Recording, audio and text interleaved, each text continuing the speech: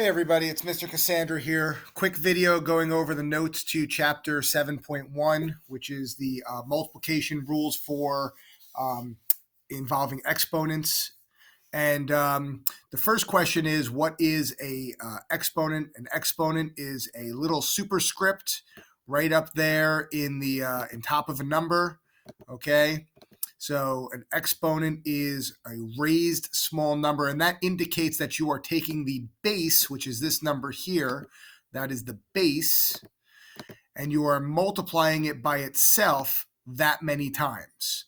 So 7 to the fourth power, that's how we read that. We read that as 7 to the fourth power is equal to 7 times 7 times 7. Okay, so that is definition of an exponent and a base. So what happens if you multiply two terms that have the same base, like 7 to the fourth power and 7 to the third power? What happens if you take those two things and you multiply them together? And the simple answer to that is you could expand it out. However, if the exponent is really large, you wouldn't want to write a whole bunch of sevens, right? But for the purpose of this example, I could expand 7 to the fourth power out to 7 times 7 times 7 times 7, and 7 to the third power is 7 times 7 times 7. So altogether, I'm multiplying 4 sevens and 3 sevens, which altogether gives me 7 sevens, right? So what I end up having is 7 to the fourth power times 7 to the third power is equivalent to 7 to the seventh power. So the rule is that when you're multiplying exponents with the same base, you keep the same base. So notice how the base is still 7, and you add the exponents. 4 plus 3 is 7, and that's it. So that is called the product of powers. That's that.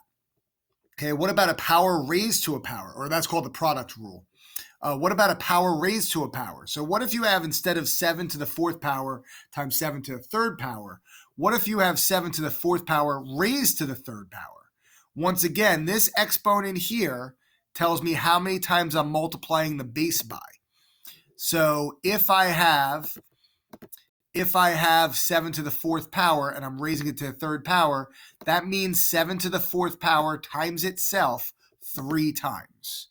So very, very straightforward. 7 to the fourth times 7 to the fourth times 7 to the fourth.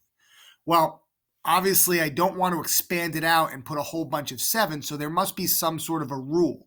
But you could figure out that the rule is, if I did expand it out, I'd have 7 to the 12th. Okay? Well, what does that mean? That means that if I have 7 to the fourth power to the third power, what I'm doing is I'm doing repeated addition of 4, 4, and 4 3 times. 3 times 4 gives you 12. So if you have a power raised to a power, you're multiplying the exponents. Okay, I'll let you digest that for a second. And last but not least, what if you have a product and you're raising it to a power? This is kind of like the distributive property, because you have two things and you're raising them to a power. So you're taking each of those things and multiplying them by themselves that many times. So you have 2 to the third 4 times, and you have 5 squared 4 times. If you expanded it out, it would be this times itself 1, 2, 3, 4 times. That's 4 of these and 4 of the 5 squareds, right? So you can see how I group them over here. And that's all there is to that rule. I'll do these in two different numbers, two different colors, I mean. How about light yellow? Okay, so there you go. So what happens? Well, you're taking that power and you're applying it to each of the products. So this would be 2 to the third to the fourth power. And if I apply that rule from above, power to a power means multiply.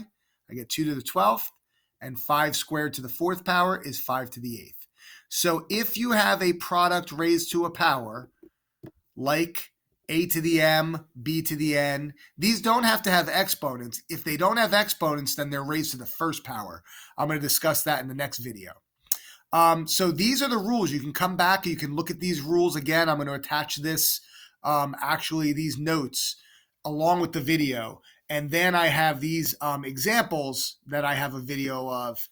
And hopefully you will watch these examples and do your homework and get off to a great start in the fourth quarter, okay? Please do not take any shortcuts. Try not to use any online resources except for the ones I provide for you, except for your online textbook or Khan Academy. There's a lot of stuff out there that will help you do your work for you, but if you just use it as a primary source, you're going to end up not learning anything. And when you have your Algebra 2 course, you're really going to suffer for it, because there are going to be those people who did put their all into their work in Algebra 1, and they're going to be ahead of the game. And I don't want to see you fall behind in Algebra 2. Please ask me questions first, and I will have online meetings during the week, at least once a week, and then I'll also have them by appointment. Thanks, guys. I miss you, and I hope you had a great spring break, and let's get to it, okay? And have a great end of the year.